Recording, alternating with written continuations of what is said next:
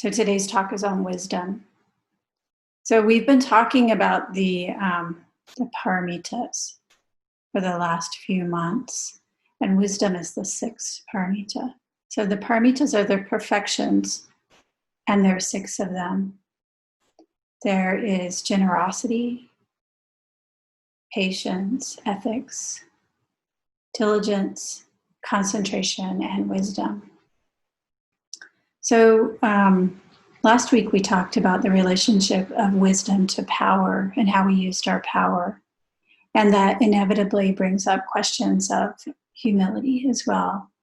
And we also talked about the role of wisdom in our place in the world.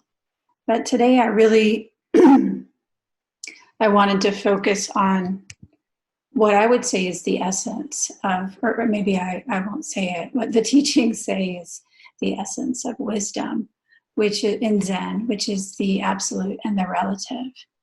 And so I'd like to unpack that a little bit. So in Zen teachings, the absolute, or Ni, is the whole. It's that which can't be understood.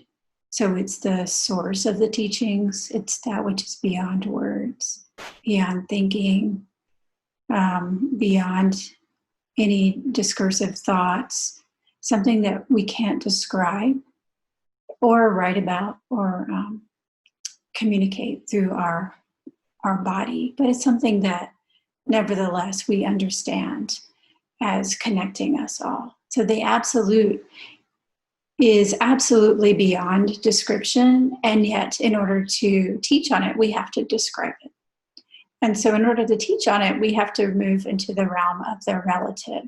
And the relative is the phenomenal world. So basically things that we can see, hear, nose, taste, touch, or think about conceptually.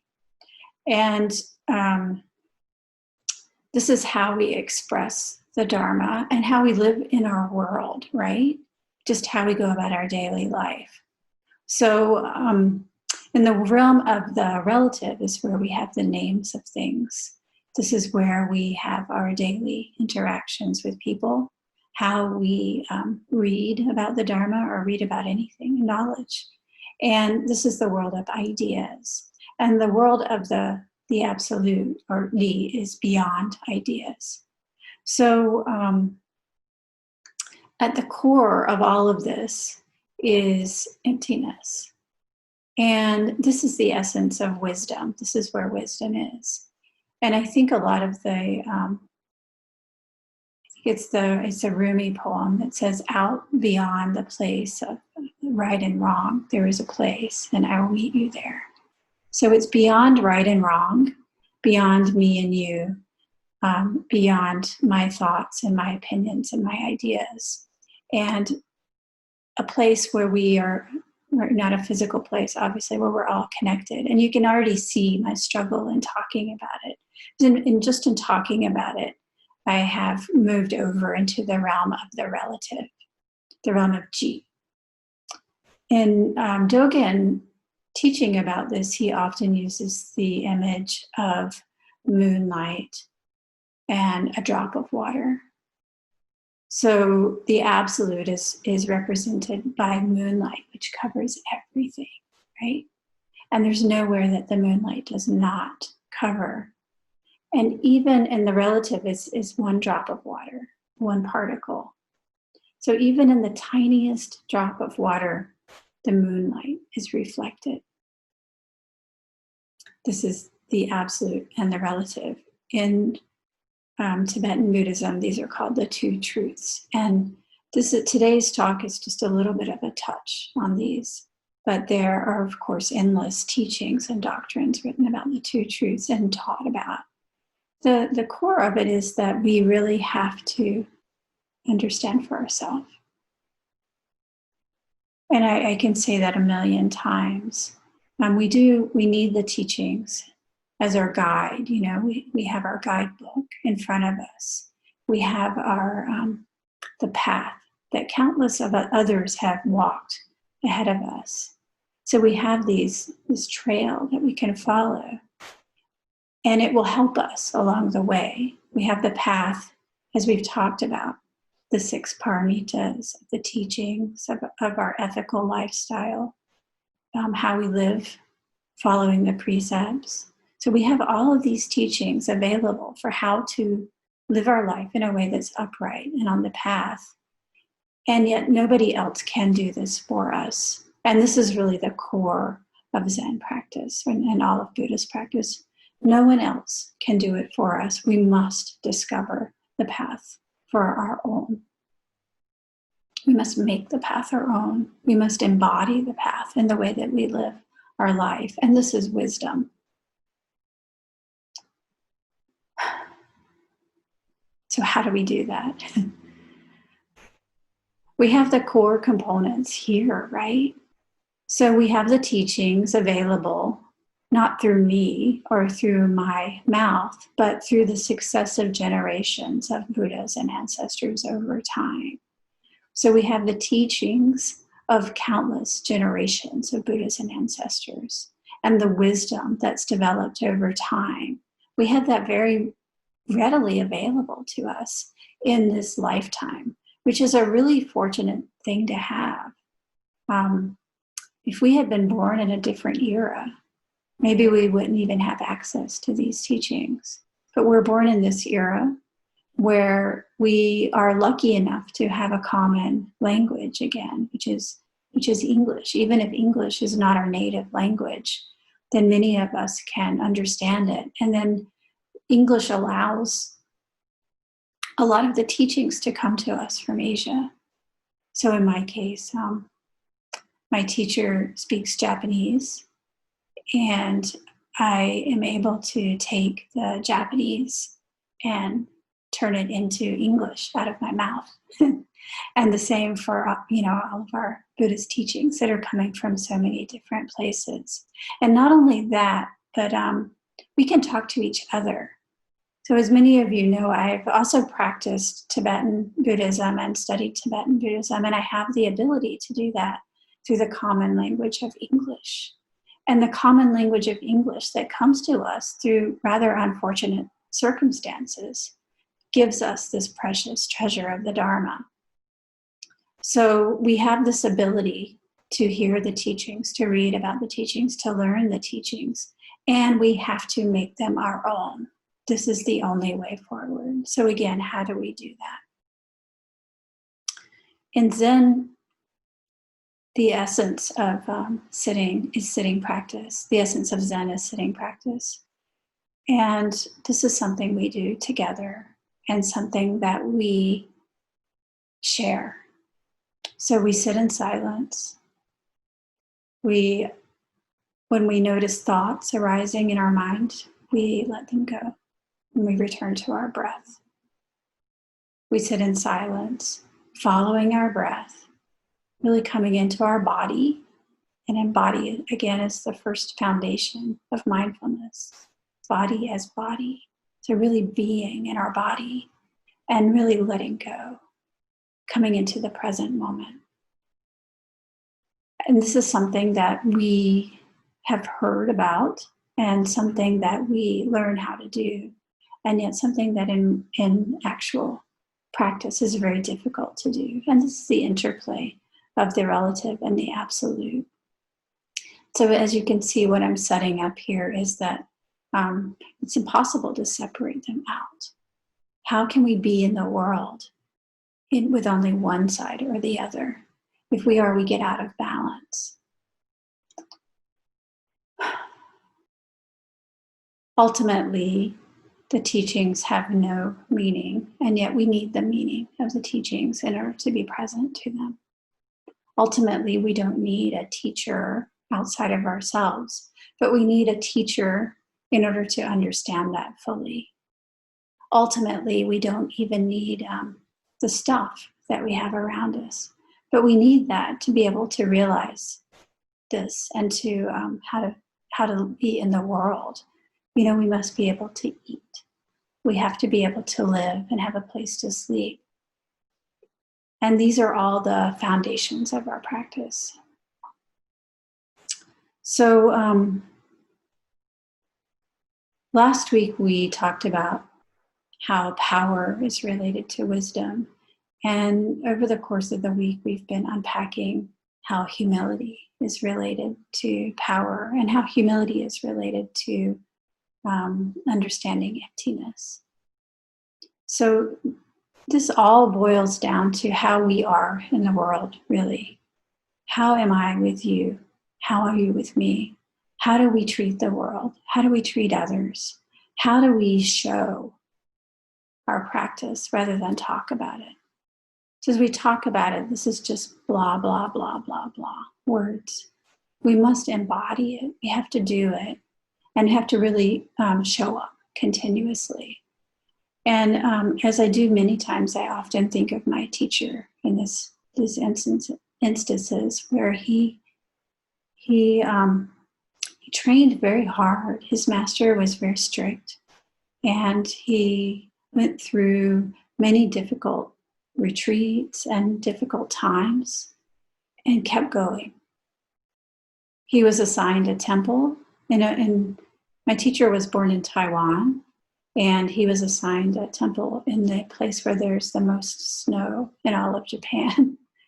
So he went to the temple, and one thing he told me was the temples in Japan, especially in the north, have these very steep roofs like this.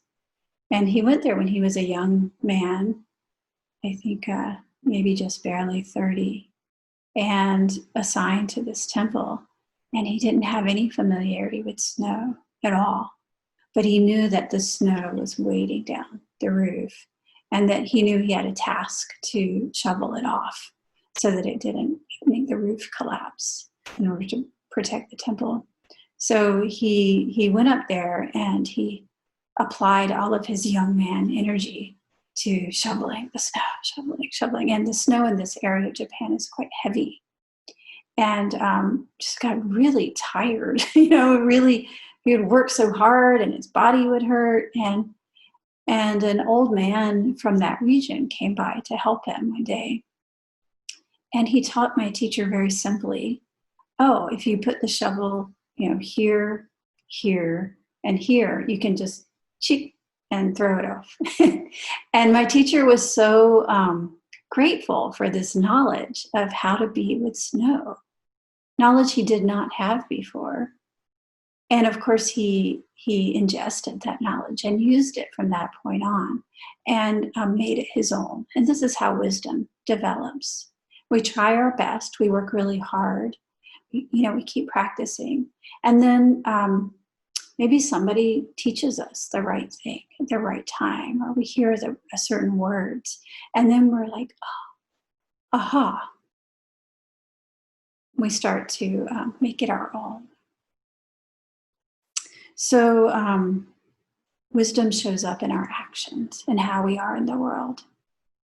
If we think of ourselves as independent,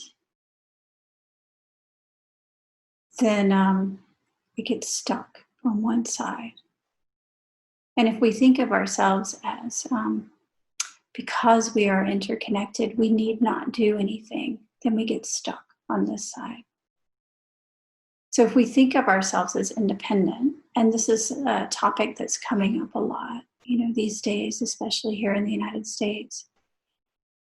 If we think of ourselves as independent, then we can't live in harmony with others. And this was something that people brought up several times this week in talking about humility. Humility is in many ways the opposite of thinking that we're independent and separate from others. Humility is living together in harmony with the world around us. Humility is, as the very common example is, I wear a mask not for my own protection, but for your protection. And if we think in an independent way that I'm separate from you, how dare you tell me what to do? I will do what I want. Then we cause harm to others through our very breath of our mouth. So we must think and see ourselves connected with the entire world, with all of those around us. And this is the essence of wisdom. who are both independent. We're separate human beings, we're unique, and we're also part of a community at the same time. So we can't ask our community to be community for us. We must show up as a separate person and be in that community. And at the same time, we can't only be by ourselves. We can't live without all of those around us, without everything in the universe. We wouldn't even have food without the support of the entire world.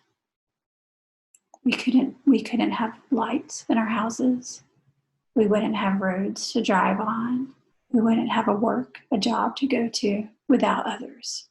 So within the world of community, the absolute, we must be present as a separate being, not separate. If we, and we need this to be healthy, if we get really stuck in one side or the other on the side of independence, then we really get stuck in the side of ego. And if we get stuck on the other side with a feeling of collectivism, then we lose our agency and we stop participating.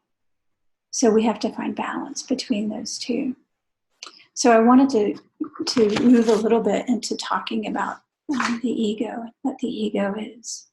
Ego is the thought of me as a separate self. And when I talk about emptiness, it's the understanding that there is no separate me. So much easier said than done, and yet hearing the words, we can feel their essential truth. So it's not empty in the terms of empty and full, but more empty of inherent existence, empty of existence only by my own self. So emptiness is the actual sharing of everything in the universe. So empty of me as separate, empty of only my eyes, my ears, my nose, my tongue, my touch, my sensations. Any one of these things can't exist by themselves. So when I think of me, then, right now, what are you even looking at? You think that you're looking at a human on a screen, and where am I at this exact moment? Where am I exactly? Am I in a different place from you? Am I inside of your computer? Or maybe I'm inside of your own mind, as reflected back through your eyes, as entering through your ears. If we were here, we would also smell. We're not. We would smell the incense. We would see each other. So where am I at this moment? I am reflected literally in you. And as I've said many times, my teacher's teaching that what we must realize is that the only way that we can practice is I bow to my Buddha nature in you, and you bow to your Buddha nature in me. And this is how we are connected together in the world. So there's no separate me. I cannot be here without you. And likewise, you can't be here without me in this moment. And this is the ultimate, or the absolute, as I was talking about earlier. So the interplay of these is really foundational for wisdom. We can't separate out one or the other. And I talked a little bit about separating out the idea of me as a separate self, me as independent. And I want to move into those who separate out the idea that nothing matters because we are in the realm of the ultimate. We're all one. So this is true. And the very existence of this idea, the expression of it in our mouth, requires us to use the relative to express that. So when you hear teachers say that the way that we show up in the world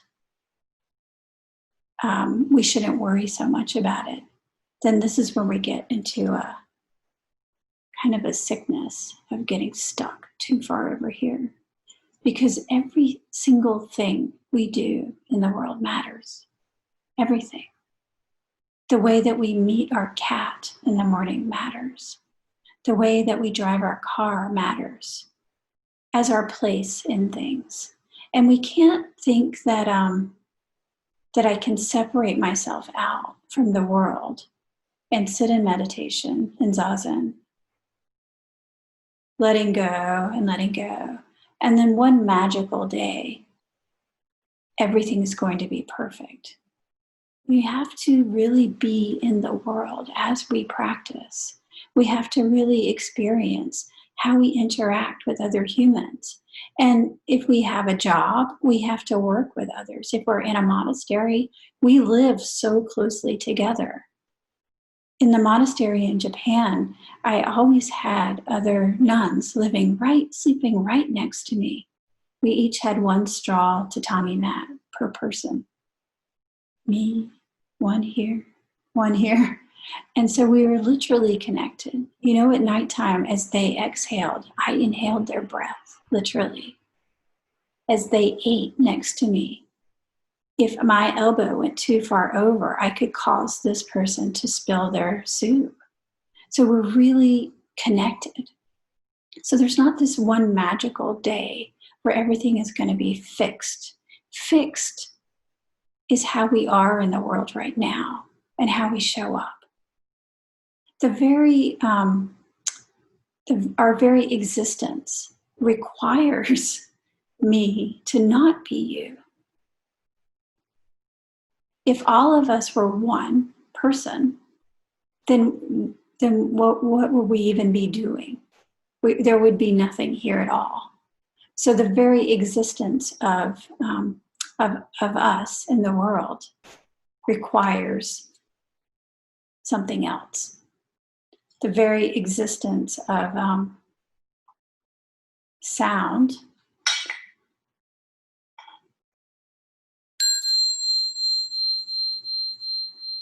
requires silence. We can't have only sound, and we can't have only silence. They must exist together in harmony. And then returning back to emptiness with the understanding through our own experience, through our own lived practice experience, that there is no separate existence, that we are all in this together, that everything is constantly changing, and within that, we are all in this together. So emptiness is not a negation, but it's an emptiness of a fixed self, something stuck, something that's always the same.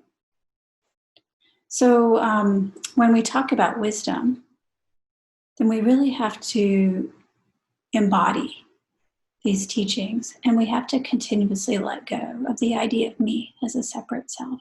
This is what we call our ego in Zen. We have to let go of the ego. We have to let go of our own opinions, our own thoughts about what's right and what's wrong, our own ideas, and really be a part of everything in the universe, not separate from it. When we get stuck is usually where we're grabbing on. We're stuck to our ideas versus what's being asked of us in the moment. So this is the ego self. And I think, we don't talk about this enough. We want to create a kind of a, here in New York, the term bespoke, it was really popular. So I think it, in British, I guess it goes back, there's suit makers would make bespoke suits, which are suits that are tailored only for you, created only for you. So we tend to want to kind of bespoke Zen. So I like this part of Zen, but I don't like this part so much. Or, this really works for me, but this part, not so much. I like the silence, but I don't like the service so much. And we don't get to choose so much. And I would caution you against that, especially now that we're here on, in this way through Zoom, where we really can shut off or turn on, rather than choosing what to shut off and turn on. Show up. And I don't just mean show up here physically. I mean, show up in the moments where you feel uncomfortable. Show up in Zazen when it feels really awful. Show up to our difficult emotions when those are coming. Show up to conflict when it arises. And it doesn't mean we have to go way over and think we're going to be again, some magical being who knows the answer to everything. Also show up to what we don't know. Just keep trying. The thought that we can practice, and then jump over all of our stuff to this magical day is a huge mistake. And if anybody tells you that, or even implies that, then I encourage you to question it seriously. We have to be in the muck together. The thought that we can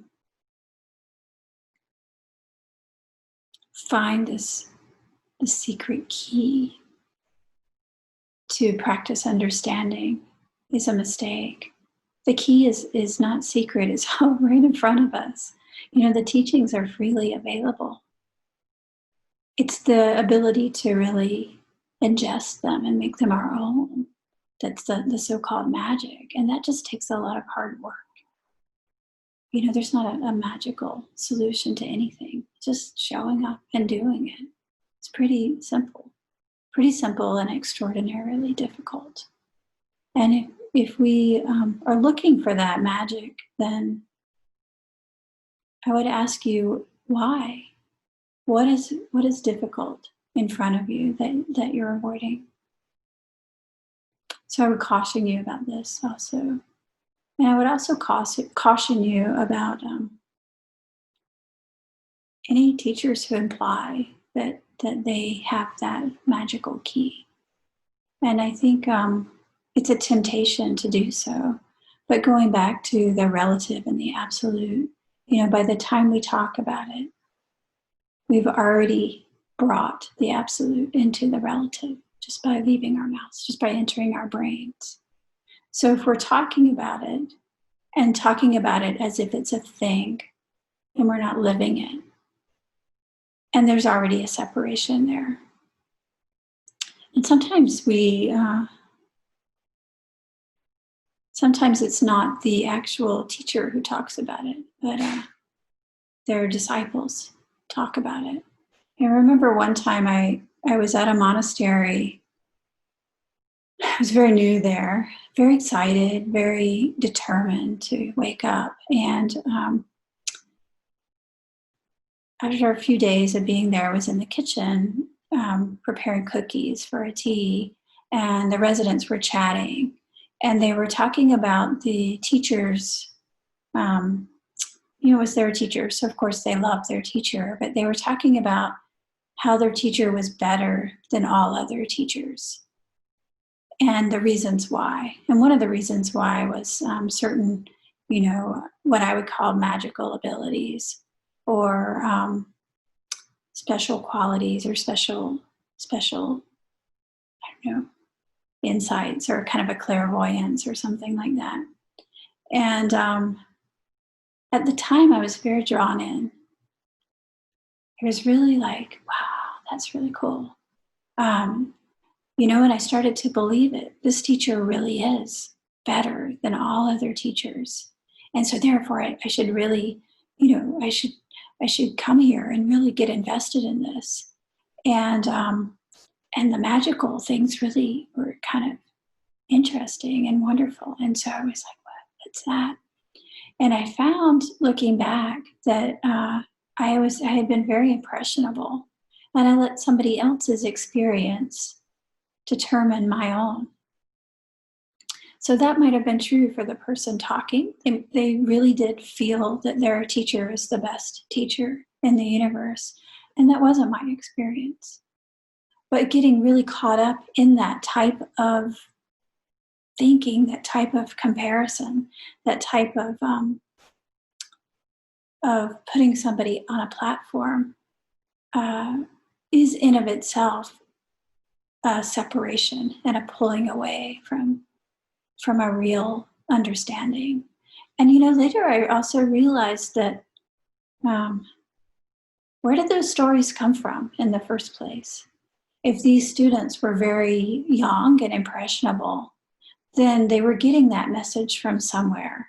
And they didn't know about these things that they were talking about without having been told. So whether or not it was the teacher doing the telling, or whether it was the others repeating the story, somehow that story was there and had been told. And it's not to say we don't admire our teachers and we don't go through times where we do think they're the best in the universe. In fact, I'll say that about my teacher too.